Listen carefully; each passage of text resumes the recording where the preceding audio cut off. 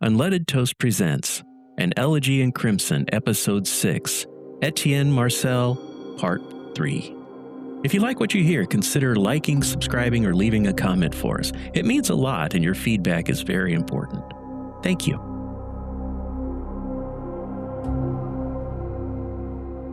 Before we begin, a kindness of sorts.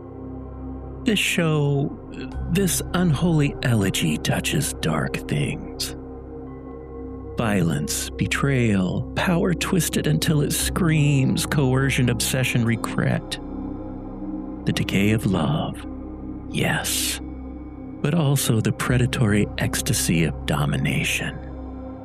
The vampires you'll meet, although they're not brooding romantics, they're apex predators dressed in silk and shadow. And the mortals? Oh, they're sheep, fleeting, often forgotten. Unless they amuse. They will kill you. They will seduce you. They will destroy what they love the most. Violence here is not without prejudice. Oh, and it is very rarely gentle. Some episodes will hurt. Some may unearth your own forgotten wounds. Oh, you have permission to pause, to breathe, to walk away. But if you stay knowing the void watches back.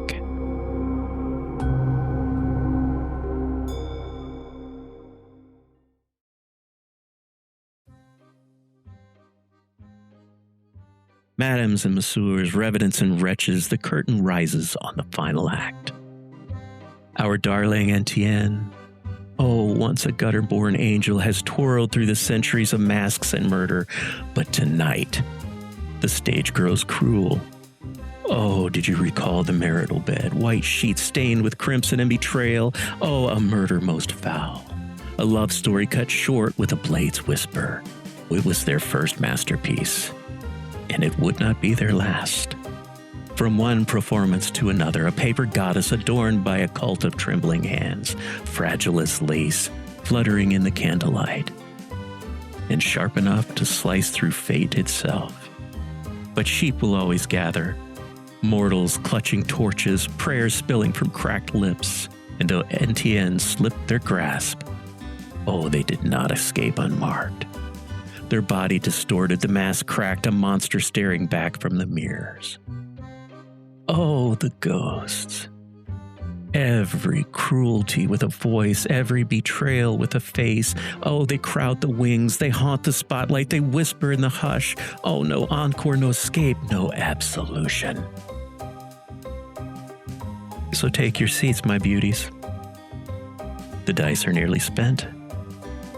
The quill trembles on its final strokes. And our masquerader, once dazzling, once adored, now must bow, at last, to the shadows.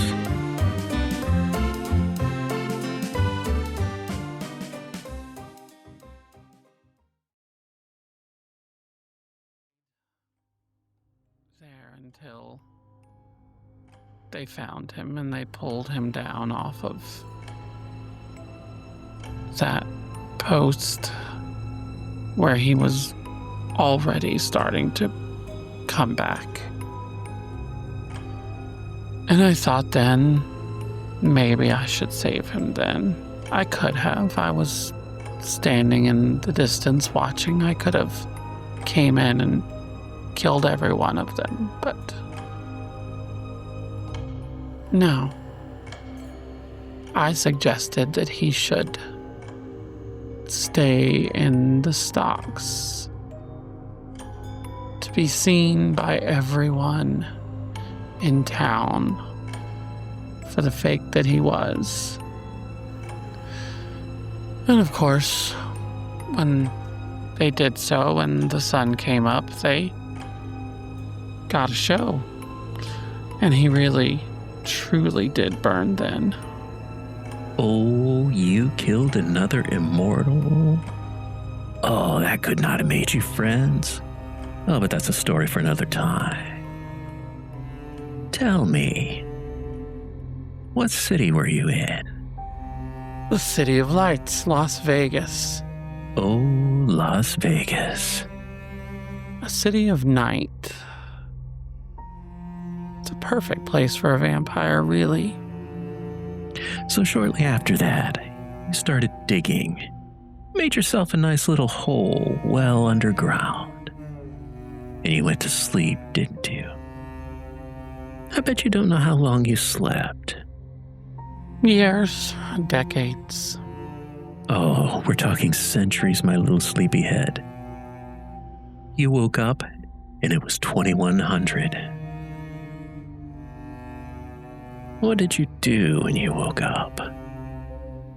I had to reorient myself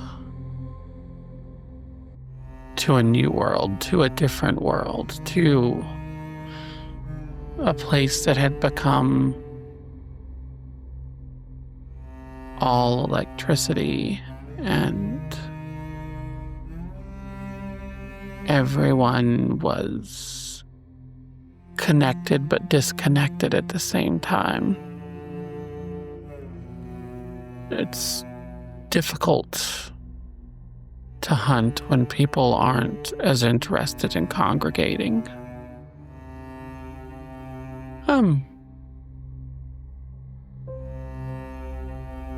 Requires a new set of skills that I did not fully have, so I had to learn.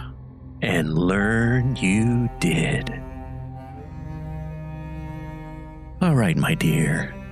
After centuries curled up in your little hole of dust and dreams, you wake. What was the very first thing you did after dragging yourself up, moving about, having a nice little stretch? Where did you go? And please, make it worth the centuries of waiting. To where I've always been attracted, to where the lights are, to where the people are, to the city. Oh, tell me, darling, what did you do in the city? Did you preen, prowl, partake? Mostly meandered.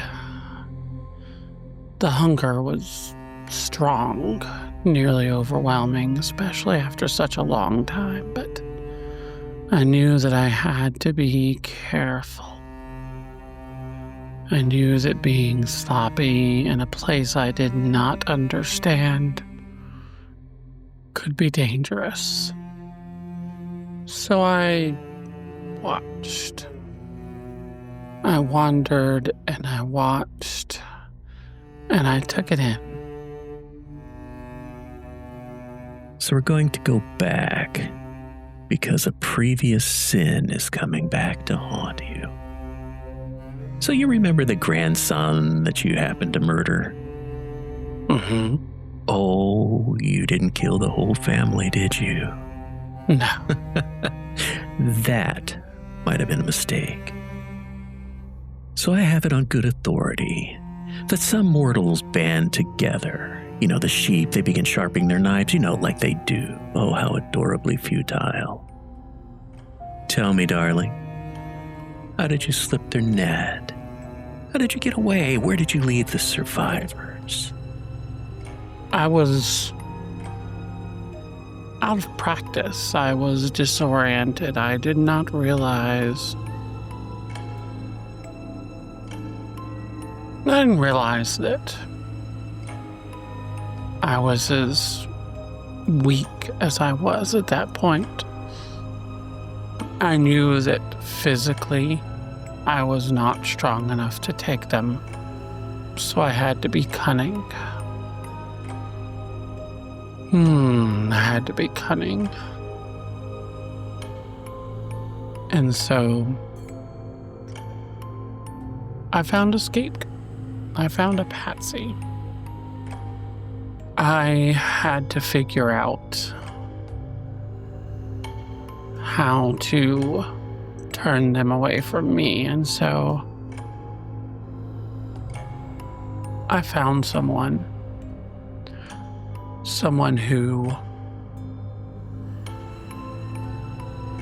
was innocent, someone who was not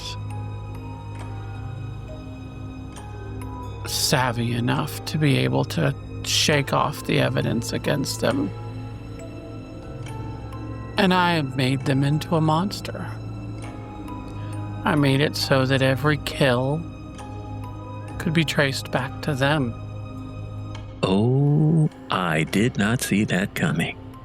Very, very clever of you. But you know what? They weren't fooled forever, were they?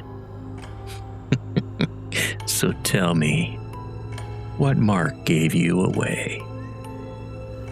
It always goes back to the eyes. Those bright, mirrored eyes. I don't know exactly what people see when they look into them. I've not been able to look into my own eyes for a very long time. When they see those, whatever it is reflected back at them, their sins, their follies, their fears, their weaknesses, they know me for something other.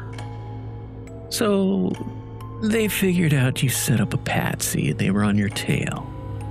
But tell me if I'm wrong, though as I've said before, I'm never wrong. I believe you went into hiding. Nearly a century, wasn't it? Just waiting, biding your time until they all died out. Isn't that the way it happened, darling? Mm-hmm. It was a while. It took me a long time. But I have it on good authority that wasn't the end. No. Vengeance, cold, cruel, almost operatic. Who did you find, my sweet little monster, and what innocent did you break in place of their kin? Oh, and don't just tell us what you did, tell us what it meant. I do so appreciate meaning.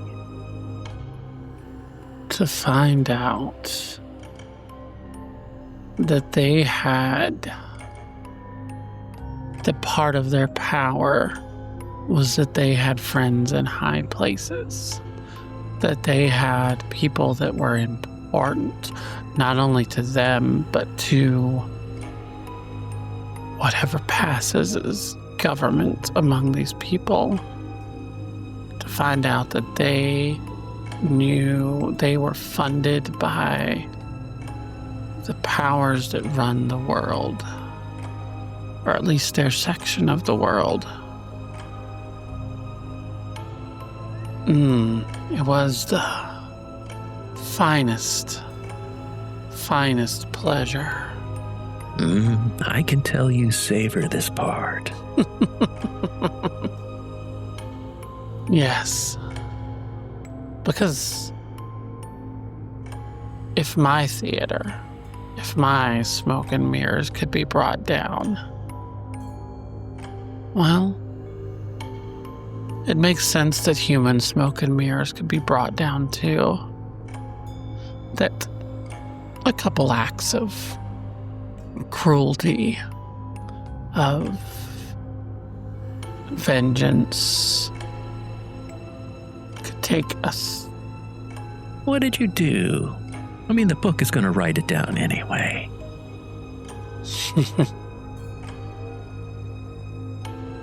I found a man, a senator, that had funded their little campaign that was using my image to create a sense of fear, a sense of obedience, or there would be boogeymen to come. I found him.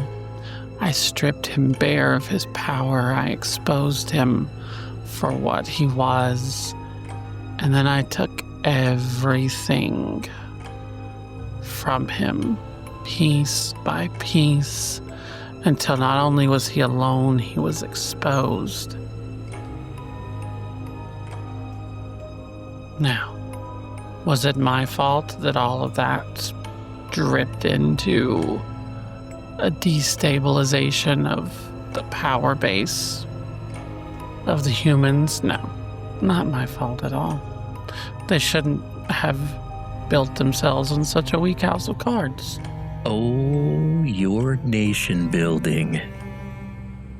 Nation removing. So tell me, little one, you became a legend. What superstitions have been created about you? Oh, I can only imagine the gossip, the little myths. Oh, tell me, precious horror. What bedtime stories are whispered to keep the naughty little children in their bed? What talismans are sold in markets to ward you off? Tell me. I do want to know. Oh, and do those talismans work? Some of them and some of them don't. They speak of the person, of the monster, with eyes that reveal your soul. They speak about how you have to be careful who you talk to in the dark. They speak of coins that can protect you. That simple tricks that if you were to impress me with your talent, that you could indeed be spared. Lies, of course. You're only spared if I want you to be spared. If I'm satiated at the moment, or maybe I'm just not in the mood that day. But the return of the relics. Who would have thought that people would have turned back to their sacred ways, back to the adoration of those who exemplify high morality and integrity and enshrine them, and then take pieces of them. Oh, the return of those relics has been a problem. You know, sweetheart, when you think about it, that's a little gruesome for the sheep, isn't it? Well, I wouldn't have expected that from them. I mean, they're sheep. Yeah, but I mean, they're supposed to be food, not creative. there is a place that we draw the well of our depravity from. And well, no one is worse to humans than other humans. We prey on them, but they delight in torturing each other. That they do. So you're making too much noise. Too many people saw you. He saw you. And he was older and crueler than you could ever hope to be. What did the other immortal take from you?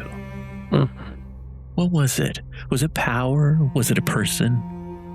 Was it something else? It had been a very, very long time since I had seen Romulus. Oh, Romulus. Who would have guessed? I don't think he saw my beauty in the same way that he saw it when he first took me. I don't know that he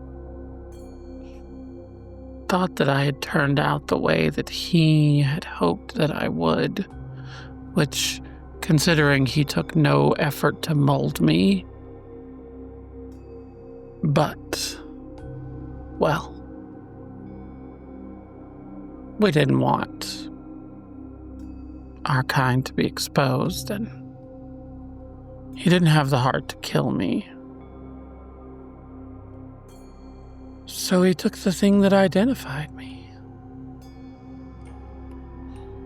He took my eyes. Oh, how tragic. They took your eyes. Oh my gosh, I am so sorry. Not really, but I had to pretend to be sorry, didn't I? I mean, it's for the drama. But the tables always turn, my darling, don't they? They do. Oh, they always do. So how did you seize the upper hand? What exquisite revenge did you plate up, iced over centuries and garnished with a flourish of cruelty? Oh, go on. What did you do? I found a new set of cultists, well, an old set of cultists. The order was not the same as it was centuries and centuries before, but it was still there in ways and shapes. Humanity had turned itself back towards religion, and, well, all humans choose something, whether it's real or not real, and so it wasn't hard to reconvince them of my divinity, the creature with coins for eyes. And when I found his resting place, I had them go in with those very same relics that I hated. And I had them bury them with him in his own burial dirt. That's one way to do it. How did you feel afterwards? Empty. Unfulfilled. Sightless. Do you miss him? Yes. Yes. Not enough to take back what I did, but it was nice to know someone who had been around at least my entire time. Mortal life does sometimes get lonely. So, a touch of remorse, was it? Just the tiniest little crumb.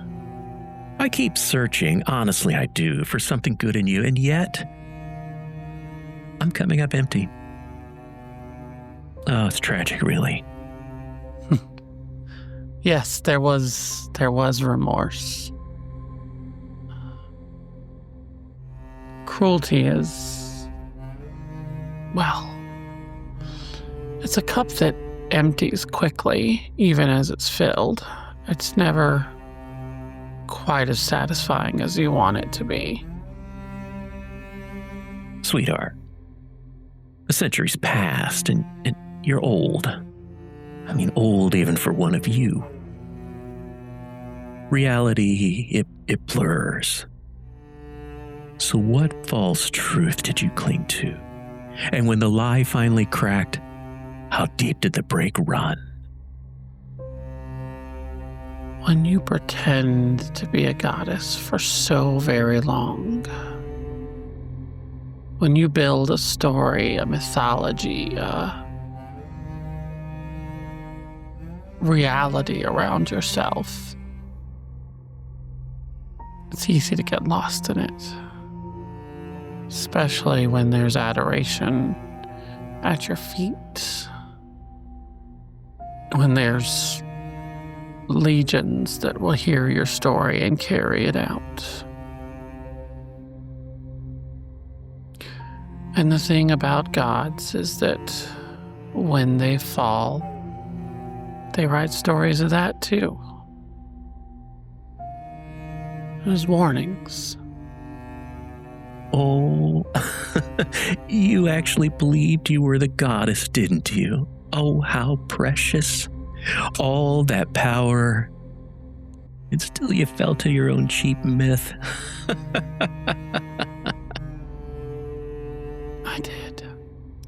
I did, and it was glorious.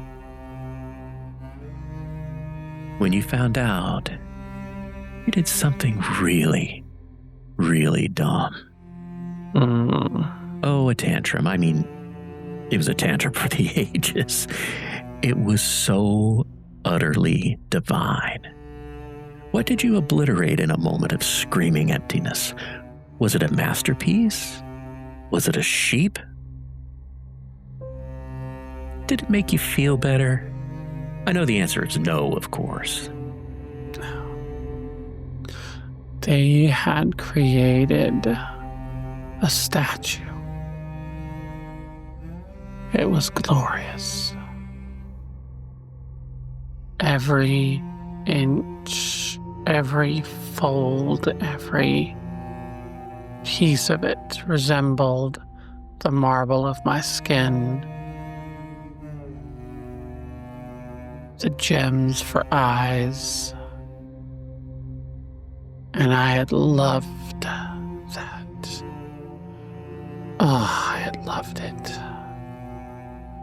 And when I realized my folly, that one thing that I had loved turned to hatred.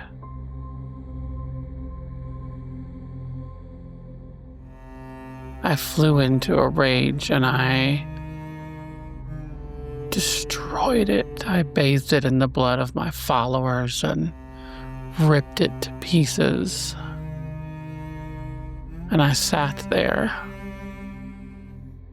with that statue head in my hands, the gems of its eyes gouged out, just empty bleeding holes. And I felt nothing.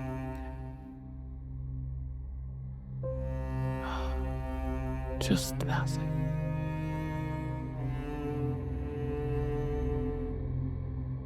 The next important thing in your history. It's time for you to rise and shine a little deeper. You're awakened, covered in dust. What, a crypt or a catacomb? What forgotten theater did you emerge from? Who unsealed your tomb? Was it an archaeologist? An acolyte of one of your followers?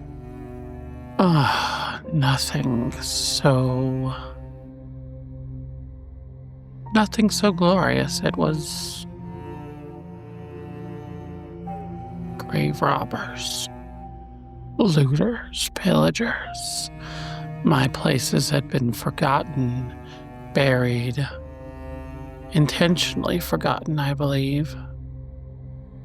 Warnings had been written. It was dangerous. Lies were created. It was radioactive. It was hazardous. It was toxic. And, well, maybe it was. But when those people came, when you tell humans not to go somewhere, not to do something, when you give them mercurial reasons, they're going to go there. They're going to find out what the mystery is. And so when I was finally awoken, it wasn't to glory, it wasn't to admonishment, it wasn't to any sort of adoration. Simply for pillaging. Oh, what did you do to them? I didn't touch them. I flew away on a whisper and left them to find nothing but ashes. Darling, one thing you recognized the moment you woke up is that you're an antique. Language has left you behind. Who knows how they communicate now? Really, who cares? All you know is you can't speak to them. No, not really. So what did you find that let you mimic their tongue? Or do you even bother? There's this way that they communicate, not as much through words, but as through body language.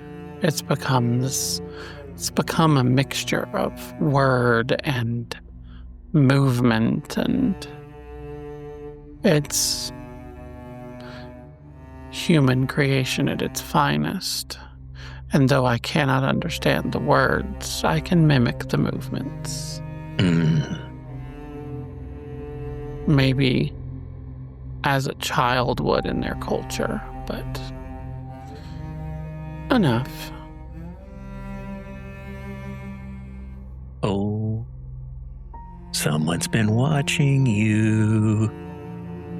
Which immortal steps out of the shadows, wrapped in centuries dripping with pettiness, just to purr in your ear that you owe them a favor? Oh, and what do they demand, darling? Your heart? Or something far, far worse? Your pride. To wake up and be out of touch, out of sync, and then to find someone who has stayed abreast of everything, changed with time, knowing that in order to survive, you will have to become dependent upon them for even a while. It means giving up ego. Going from being the master back to the student. Going back to the days where learning to strut about on stage, to wow the crowd and gain an audience again.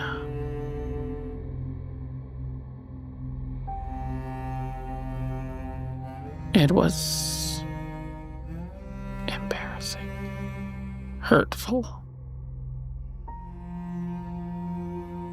And for him to ask me once again to do that. This man who I hadn't even known was an immortal back then.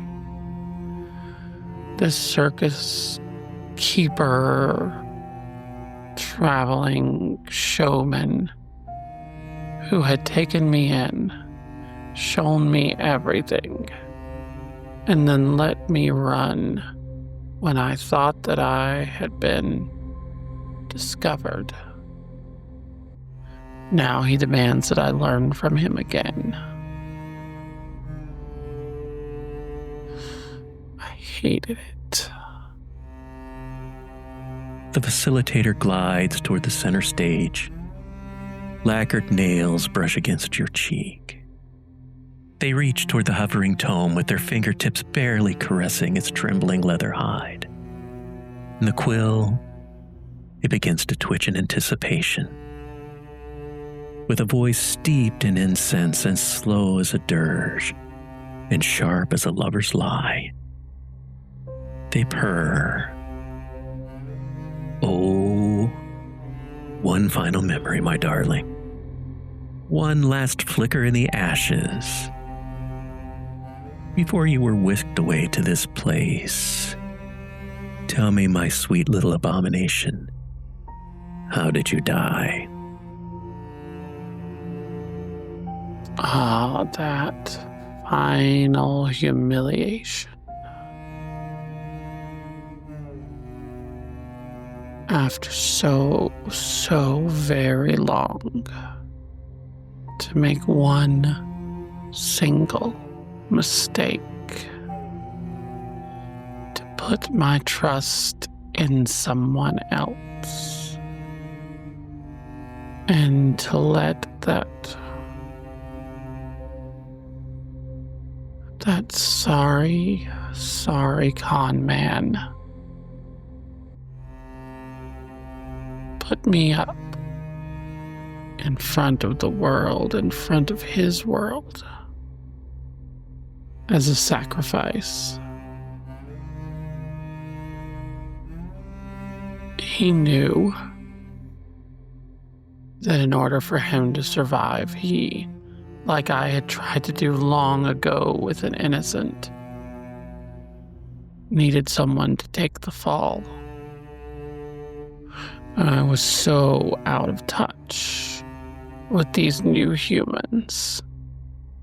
I didn't realize his manipulations until their hands were on me. Until they were forcing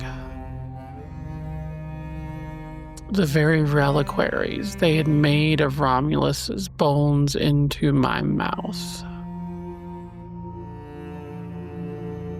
I died in agony and embarrassment, and unfortunately, in ignominy. Not even a name to myself. Once a goddess and now just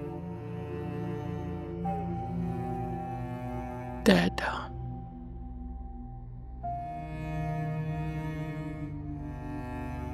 The last echo of Etienne's tale fades like smoke from a magician's sleeve. A hush cloaks the crowd, velvet and suffocating. The book of records shudders, burdened by the illusions and betrayals and the deep, desperate reinventions. The quill hovers suspended as if waiting for the final lie. The facilitator moves in a flourish of velvet and glitter, flipping a coin with fingers that are way too long to be mortal. Ah, Etienne, my masked miracle, my darling fraud, still standing, still sparkling, still a trick away from tragedy. Oh, you began as a gutter-born ghost, a street rat with a sleight of hand and dreams stitched from silk. Then came the stage, the lovers, the legends, and the lies. Oh, the delicious lies. Each name you wore fit like a second skin. Well, until it didn't. Oh, your unlife. A cabaret of self-deception. Oh, bravo. My darling, Anubis stands, tail curled, weighing more than any of your sins. He's going to weigh the parts of you, the parts you never let anyone touch, the guilt, the glitter, the grief.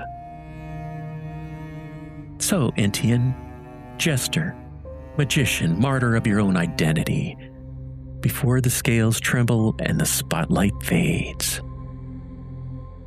Do you have any last words? Oh, say it with flair, love. The void just adores a good encore. Only that everything is theater. Everything is smoke and mirrors. If the things I have done are evil, if the things that I've done are terrible, I've only been following the stage directions that have guided my life. I have done nothing against my own nature. I am who I am, and I have played the part, and I have been the orphan, and I have been the goddess, and I have been the fall. I have played the part that has played out over and over and over again. You may judge me as you wish, but I have only ever truly followed my own nature.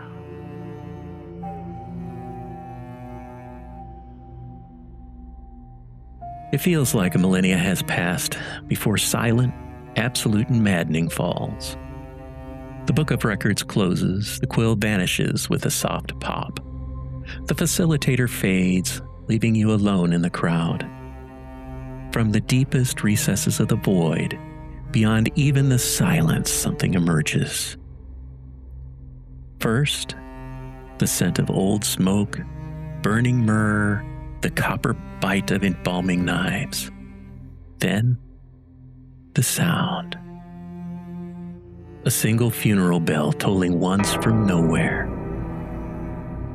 It does not walk, it arrives. Anubis, towering, immutable, draped in black robes veined with molten gold. His jackal head gleams like obsidian, his eyes polished voids reflecting only your sins.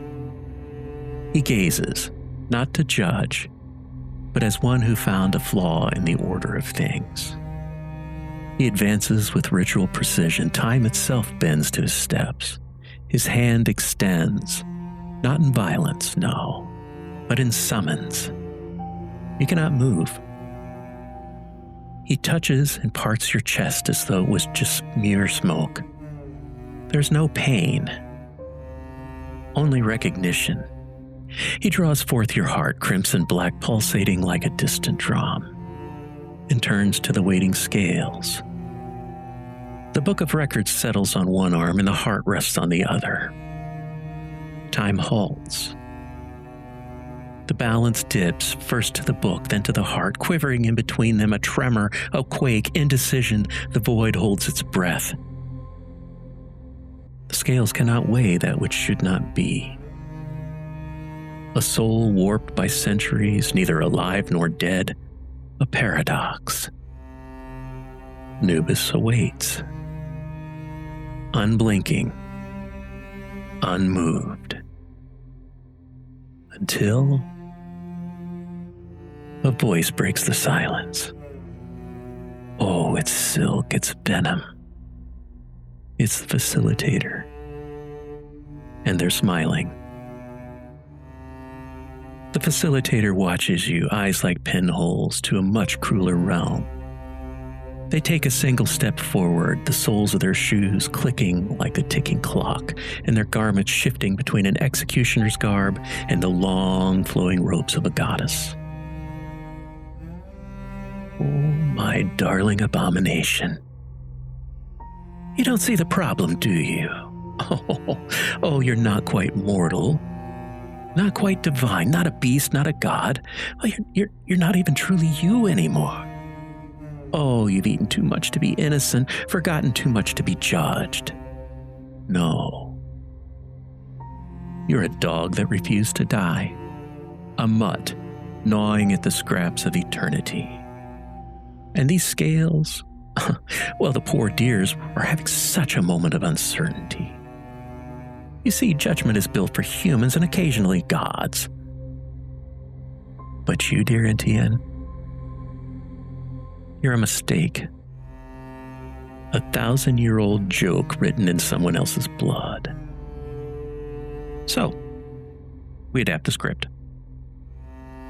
From their sleeve, a sleeve that seems to hold centuries of secrets, they draw a die. Bone white, faceted, is an instrument of judgment, each face etched with sigils that pulse with forgotten names. Let's give fate a chance to giggle. They let the die hover between you, held aloft by nothing but tension and spectacle. You, Etienne, you can take the scales if you're desperate for symmetry. Or cast your soul into chaos. Let the whims of things older and crueler than judgment decide if the beast becomes a myth or meat. They step back, spinning the die in the air with a flick of manicured nails. Oh, choose my lovely. Be weighed like a soul, or roll the bones and accept the result. Started this by saying that fortune was my greatest friend and dearest enemy. I'll take the chance. You reach out and take the die, and you roll it, sending the sigils spinning. Suddenly, a blinding gray light explodes from the sigils, draining all color from the void, except for the facilitator, of course. Oh, my sweet little Etienne. You have the gray ending. The facilitator puts their arms around you in a nurturing embrace, a voice now lullabied tinged with a regret. Oh, child, you wanted punishment. Oh, or glory. But darling, you are forgettable. They remove their arm, brushing imaginary dust from their lapels. No fields of reeds for you. No beast's maw. Oh, just the long wonder. You wander between dreams, between moments, a story that never quite finds its final page, my dear. The audience does not cheer. Crowd does not weep. Only the void answers by saying nothing at all. The facilitator offers a half bow. Well then, darling Etienne, off you drift, you little ghost. Keep to the shadows and try not to embarrass us any further.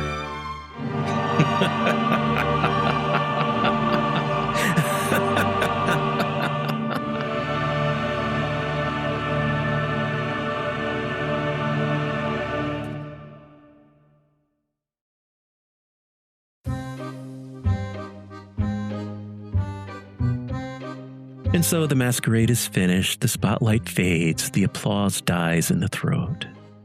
Etienne Marcelle, our paper goddess, our jester of bayonets, is no longer a predator, no longer a performer.